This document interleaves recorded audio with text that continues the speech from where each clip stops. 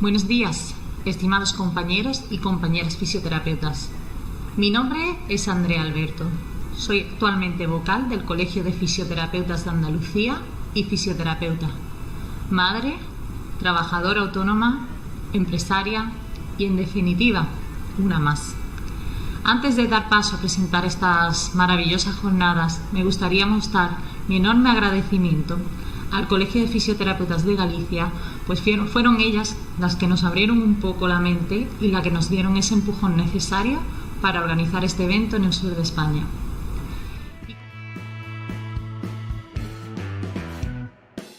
Todas nosotras podemos aportar nuestro granito de arena.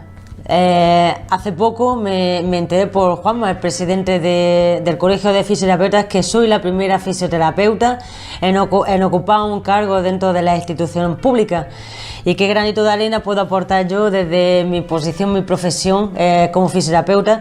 Que fue presentar esa iniciativa de mi grupo parlamentario Ciudadanos contra el intrusismo laboral y profesional que sufrimos todos los fisioterapeutas y que tantos años llevamos reivindicando para dignificar nuestra profesión. El 70% de los profesionales sanitarios son mujeres en la mayoría de los países del mundo. En nuestro colegio, el 60% de las colegiados son mujeres. Y a pesar de trabajar en primera línea del sistema de cuidado, las mujeres están infrarrepresentadas en las posiciones de toma de decisiones de las diferentes organizaciones. Por ejemplo, en el Comité de Emergencia de la COVID, en la OMS, tan solo hay un 24% de mujeres.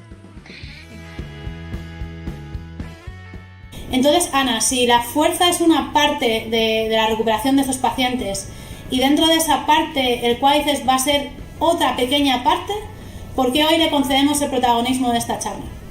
Pues veréis, porque aunque ya hemos explicado que no es el actor único, va a ser uno de los actores también que esté en la función, entonces, por supuesto, va a haber que recuperar su fuerza. Pero además, cuando lo hagamos, su entrenamiento, la recuperación de su fuerza va a tener una connotación, que es que así como la acción de los isquiotibiales producía ese cajón posterior de tibia, la del cuádriceps va a producir un cajón anterior. Y cuando tenemos ahí una aplastia que está cicatrizando, claro, esa tracción anterior sobre la aplastia, esto a lo mejor puede ser un poco arriesgado. Es por ello, bajo esta connotación, que nos ha dado por pensar que quizá este tipo de ejercicios en cadena abierta podían ser perjudiciales. Porque claro, ese brazo de palanca, esa tracción del tendón rotuliano sobre la tibia, esto podría ser perjudicial para la aplastia. Y bueno, cuando encima hay estos ejercicios en cadena cerrada, que bueno, pues por esa compresión que hay por la gravedad, ¿no? Me va a estabilizar esa cizalla, que no haya tanto cajón, y encima como es un ejercicio no analítico, global, pues va a haber contracciones musculares y como se activan también los isquios, me van a neutralizar esas fuerzas, ¿no? Y de ahí viene la pregunta de la que os quiero hablar hoy. Pregunta del día, ¿ejercicio en cadena abierta o cerrada?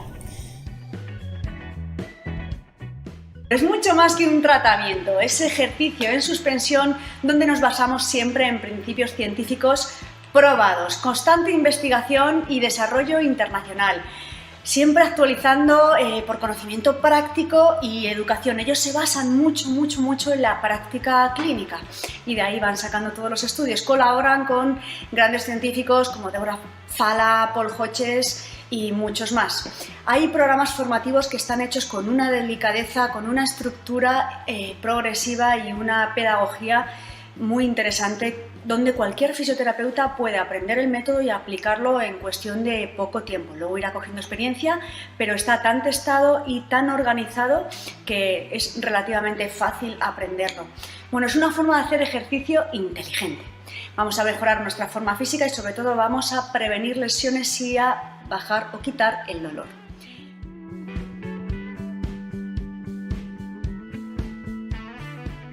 Porque tradicionalmente se venía hablando de valorar el cólico pues con diario de padre, Está muy bien, porque los llantos son cosas muy importantes, pero no solo los llantos son importantes para los cólicos, ni para el resto de los trastornos digestivos del bebé.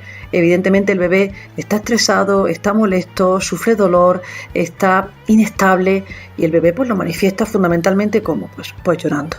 Pero también debemos valorar cómo gestiona los gases, cómo es su patrón de excretas, cómo succiona, cómo es su sueño y por supuesto, pues claro que sí, cómo llora, ¿no? Así que para conseguir una valoración más completa debíamos diseñar nuevas estrategias. Y así lo hicimos. Diseñamos un cuestionario de valoración para el cólico del lactante, lo incluimos dentro de la historia clínica que creemos fundamental en fisioterapia pediátrica, en la que, dentro de la valoración, también entendemos importante la auscultación e integramos otras estrategias ya validadas, como por ejemplo el cuestionario de Hasselbacher, diseñado y validado por otra mujer, Alison Hasselbacher. Sin duda alguna, creemos importante que dentro de las funciones de la forma de comer que tiene el bebé, si tengo una limitación y esa limitación es un frenillo sublingual, pues es importante que conozcamos si realmente está recomendada o no en muchos casos la cirugía y, cómo no, también si se recomienda o no tras esa cirugía intervención de fisioterapia. Así que en ocasiones se palpa o incluso es visible esta fibrosis del ECOM y esto nos ayuda a distinguir lo que son las tortícolis posturales de las tortícolis graves. Desde luego, si existe una oliva, la evolución va a ser imprevisible. ¿Por qué? Porque depende un poco de cuándo se va a ir esa fibrosis, de cuándo se va a deshacer. Lo que sí es bien cierto es que uno de los síntomas que refieren las mamás cuando vienen a la clínica es que muchas veces tienen problemas de amamantamiento unilateral. Y esto tiene que ver con que el niño, por ejemplo, en este caso la bebé que tenemos aquí en la imagen, que tiene una tortícolis izquierda, no puede hacer una rotación activa correcta del lado izquierdo. Por lo tanto, si tiene que utilizar esa rotación para amamantarse del pecho y no puede, lo que hace es que empieza a mostrar signos de disconfort. Y esto crea una sensación de un poco de ansiedad en la madre, porque ella piensa que en un primer momento que posiblemente es más problema del pecho que no tanto a lo mejor de movilidad activa de la cabeza del bebé. Entonces es necesario un poco explicarle a la madre que no hay ningún problema, que esto se trata y que no tiene nada que ver en principio con su pecho. Por tanto, la valoración de fisioterapia se va a centrar en una recogida de datos, una recogida de datos a través de la historia clínica, a través de la anamnesia, a través del examen físico general y particular que nos permitan posteriormente establecer de forma conjunta con el paciente el tratamiento. En esta anamnesis vamos a recoger aquellos datos que puedan suponer, que puedan ser la causa en la aparición de esta disfunción sexual y, en definitiva, recoger datos para descartar la aparición de esta o la presencia de estas disfunciones que puedan ser el motivo de la disfunción sexual femenina. Vamos a hacer un examen general en el cual detectemos si existe algún tipo de alteración postural o afectación o disfunción desde el punto de vista musculoesquelético que pueda contribuir en el mantenimiento o la aparición de la misma, un examen neurológico más focalizado a nivel de la pelvis, tanto para determinar la sensibilidad como el estudio de los reflejos anal, clitoridio o de estiramiento del esfínter anal. Vamos a ir viendo también una inspección tanto desde un punto de vista externo, una inspección de los genitales externos, pues buscando el estado del trofismo, buscando incluso la presencia de algún tipo de cicatriz, la presencia de un prolapso orgánico pélvico, que se continuará con un examen de la musculatura del suelo pélvico. Y por último también debemos de recoger, y no menos importante, una medición de la función sexual y también debemos de incluir la medición del impacto que tiene este problema de salud en la calidad de vida de la mujer. Para ello, cuando este tipo de expresiones que hablamos, ¿no? De tengo un nudo en la garganta o tengo un nudo en el corazón, esos son realmente expresiones diafragmáticas. Los diafragmas son músculos de las emociones. Entonces tengo un nudo en la garganta, hay un bloqueo en diafragma orofaríngeo, tengo un nudo en el corazón, hay un bloqueo en diafragma torácico. Y todo esto con el paso del tiempo va integrándose en toda la musculatura del suelo pélvico y puede haber dolores, consecuencia en disinergias no rectales, pero son por puntos de tensión, y finalmente alteraciones en la micción. Entonces es importante que ya que te estás haciendo una mujercita, aprendas a que estos 3 diafragmas tienes que trabajarlos. Ya no solo vamos a trabajar suelo pélvico, sino que a través de los ejercicios es importante que la pelvis no tenga un bloqueo y que el diafragma torácico tampoco posturalmente estés en bloqueo, en defensa. Las posturas de defensa van a ser hiperpresivas posturalmente hablando, pero hay que entender también que la postura se consigue o se estructura en consecuencia a una postura de defensa, de me siento mal, tengo vergüenza, y eso es como pienso, entonces comunico, entonces soluciono y soy feliz. Output, ¿verdad? Ya hemos entendido los dos términos. En este sentido, en pacientes oncológicos, donde se les da un soporte a nivel nutricional, de ejercicio físico, soporte psicológico, y esto es lo que ha venido a llamarse o se ha acuñado con el término de oncología integrativa, término que ya hace unos años en Estados Unidos la Sociedad Americana de Oncología Integrativa definió como aquella que combina la medicina convencional con las prácticas de la medicina complementaria, que han demostrado científicamente ser eficaces con objeto de dar al paciente una atención y el tratamiento más completo posible a su enfermedad. El acuñar este término sobre todo era un poco por diferenciar de lo que se venía llamando terapia alternativa, donde el paciente no usaba tratamientos convencionales o rechazaba los mismos, o sea, tratamientos de quimio, de radioterapia, cirugía, y usaba otro tipo de tratamientos sin ninguna base científica. El término de oncología integrativa, que aquí en España yo creo que todavía hay un poco de confusión porque se confunde con las terapias alternativas, lo que engloba es estos tratamientos complementarios que ayudan a mejorar la calidad de vida del paciente y en algunos casos, como veremos ahora después, incluso aumentar su supervivencia. El modelo que traigo, el posible modelo de abordaje del paciente con cáncer, que quiero defender, es un modelo de 5 puntos desarrollado por un grupo australiano y está centrado en el ejercicio terapéutico, porque para nosotros el ejercicio terapéutico es como la base del abordaje en la mayor parte de personas con cáncer. Luego, lógicamente, lo tenemos que complementar con otros métodos y técnicas que solemos utilizar.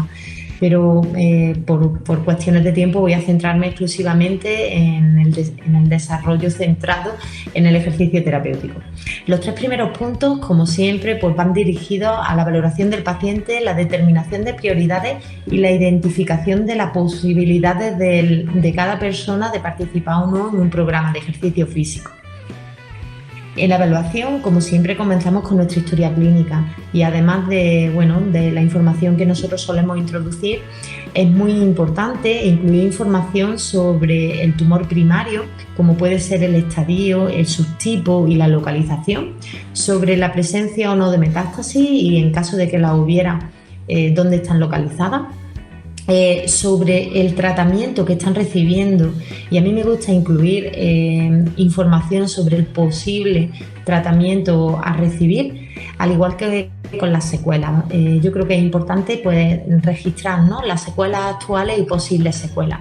Estos puntos a mí me gusta pues comentarlos con el oncólogo de cada paciente, porque es muy importante identificar posibles riesgos y poder llevar a cabo una acción preventiva. Además, muchas veces en la historia que nos presenta el paciente o lo que nos cuenta, pues vienen determinados términos o determinados tipos de tratamientos que no conocemos mucho y podés contar con un profesional, ¿no?, especializado en esto, pues yo creo que garantiza un abordaje mucho más dirigido y más seguro. Luego también es importante incluir pues información sobre las comorbilidades que presentan tanto a nivel cardíaco como muscular, metabólico, pulmonar, etc. Y también finalmente información sobre la actividad física y la adecuación o no de participar en programas de ejercicio, como veremos un poquito más adelante. En cuanto a la valoración de fisioterapia, tenemos que considerar que como el cáncer afecta a la totalidad de la persona, no solo se deben de incluir aspectos físicos y funcionales, sino también psicofísicos y psicológicos. La valoración varía muchísimo de una persona de un paciente con cáncer a otro, pero normalmente solemos incluir pues, valoración de la condición física, de la composición corporal, del dolor, de la fatiga, de las alteraciones del sueño y alguna valoración del estado de ánimo, como puede ser, por ejemplo, de la ansiedad o de la depresión. En este sentido, es importante que utilicemos cuestionarios y test que estén validados y también que nos permitan pues, determinar un poco la magnitud del problema, ¿vale? Pues, por ejemplo, si no solo nos vale saber si tiene o no tiene fatiga, sino poder cuantificarla, ya que esto nos va a facilitar pues, evaluar, ¿no?, el impacto que nuestro programa tiene en la persona y bueno, realizar un seguimiento adecuado de su evolución.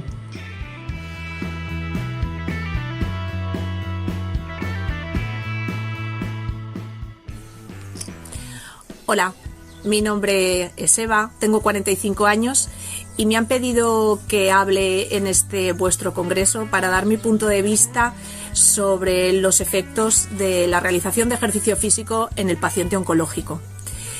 Quiero, antes de nada, dar las gracias a los profesionales que han confiado en mí y que han pensado que mi testimonio o que mi opinión podría ser importante y podría ayudar a otras personas.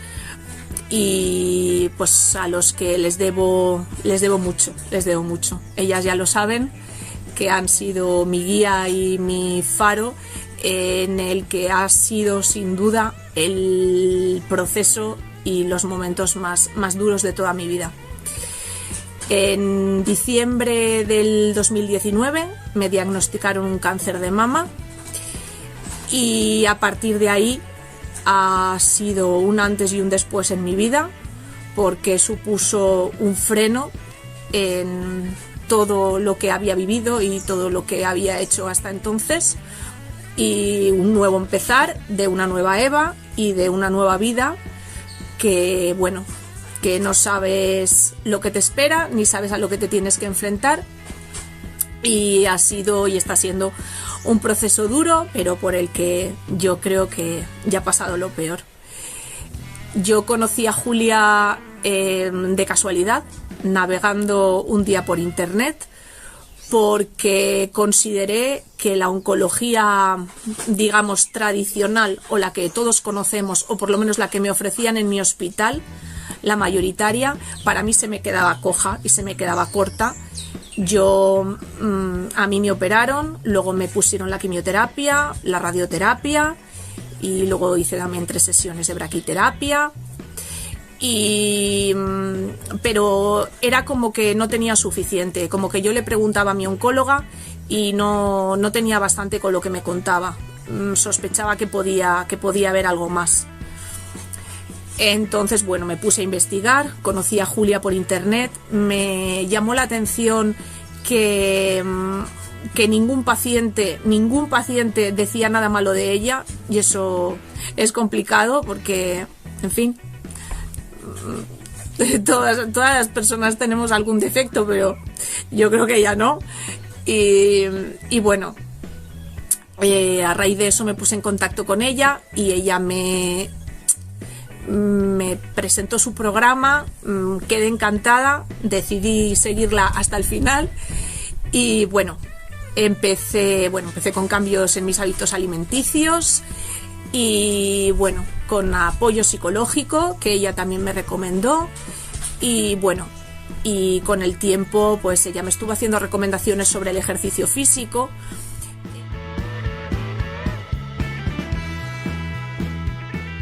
Se habla de dos fenotipos diferentes en el distrés por coronavirus. En un tipo inicial o un poco más diferente a lo que nosotros conocemos o conocíamos, es un pulmón más ligero, con pocas opacidades pulmonares radiológicas, que se tolera mejor. Los pacientes no tienen sensación de disneica, que suelen tener pocos infiltrados, permitir o tener volúmenes pulmonares mayores, sin embargo tener mucho grado de hipoxemia y responder poco a maniobras como la PIP.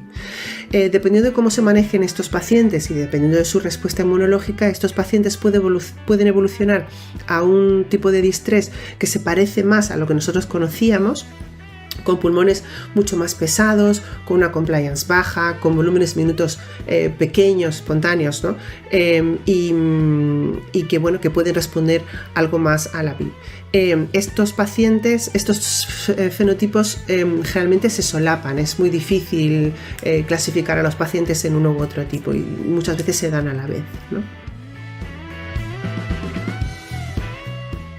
Los objetivos como fisio que tenemos en estas unidades, que queremos que la ventilación mecánica se acorte, que el BIM sea lo más exitoso para reducir el límite de reintubaciones, que da muchísimos problemas a largo plazo, que las neumonías ligadas a la ventilación mecánica también se reduzcan, que haya menos DAUCI o menos secuelas vinculadas a ella y que los tiempos de hospitalización sean más cortos con menos morbilidad y mortalidad.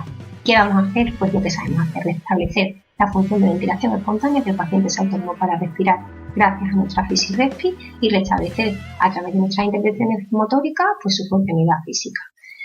Esto traducido en cifras, ¿qué significa? Pues significa que los pacientes que están intervenidos o que tienen fisioterapia precoz en las unidades de cuidados intensivos reducen en 1,7 los días de ventilación mecánica, 1,2 los días de estancia en UCI y 1,6 los días de hospitalización en general.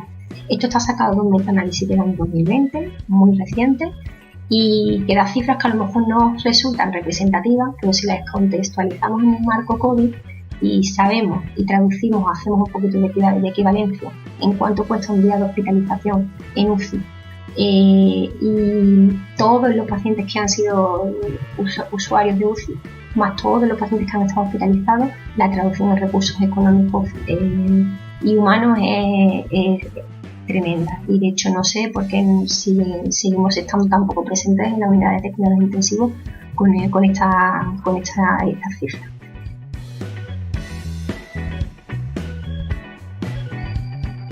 La fisioterapia en el COVID es algo que ha demostrado que es eficaz, muy eficaz, y desde que nuestro trabajo empieza en la UCI, tratando de ayudar a esos pacientes que están tan dormidos, tan sedados, en esa situación tan mala, hasta pasar luego a la unidad post-COVID, cuando ya estos pacientes empiezan a despertarse y a intentar despegarse del ventilador.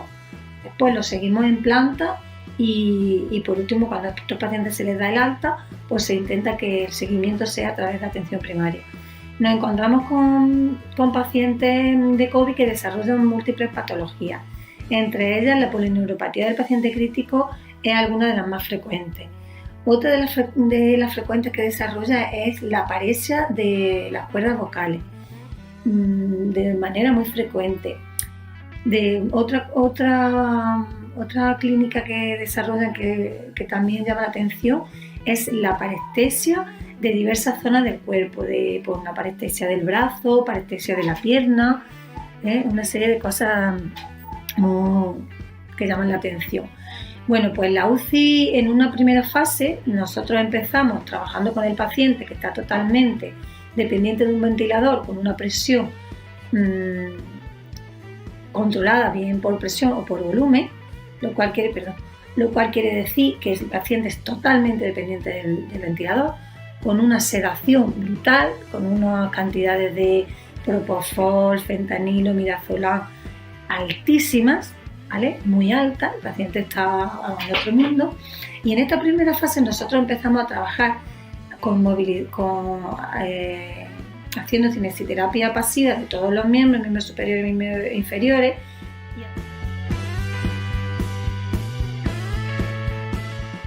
Es importante la fisioterapia respiratoria, igual una evaluación del paciente, de sus necesidades, pero sí que es cierto que en muchos casos el paciente puede venir con sus problemas respiratorios más resueltos que la propia intolerancia al ejercicio, con lo que la intervención de fisioterapia respiratoria tiene que ser muy amplia, no es la tradicional que mucha gente asocia a intervención sobre secreciones, que también las hay, pero sí es muy importante pues, trabajar la musculatura respiratoria, que suele estar débil, pues centrarnos en, como decía siempre, en el cuadro clínico y sintomatología que presenta cada paciente. Una reeducación funcional de la hiperextensión y la marcha, que encontramos en casos en que el paciente ha estado con un ingreso muy prolongado, cuadros muy severos. También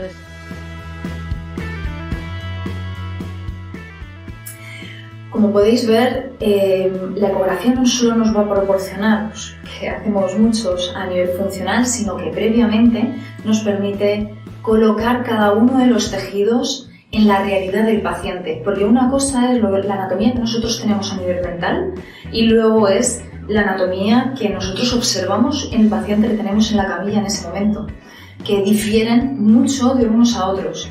Y esto son cosas que a veces, pues hay muchos libros descriptivos que nos pueden dar algunas pistas o variantes, pero todos los que vienen a las formaciones dicen, es que es como tan impactante que aquello que nosotros pensamos que es, luego vamos a ver y no está ahí, sino está un poco más arriba, más abajo, o tiene otras dimensiones, otra morfología, que se nos hace indispensable hacer uso de esta técnica. Entonces, fijaros que hay algunas estructuras que siempre han sido pues valoradas con otras técnicas de imagen, como en este caso aquí podéis ver un cruzado posterior, que durante años pues se ha pensado que la ecografía tenía muchas limitaciones y a día de hoy cada vez son menos, les vemos menos limitaciones. También.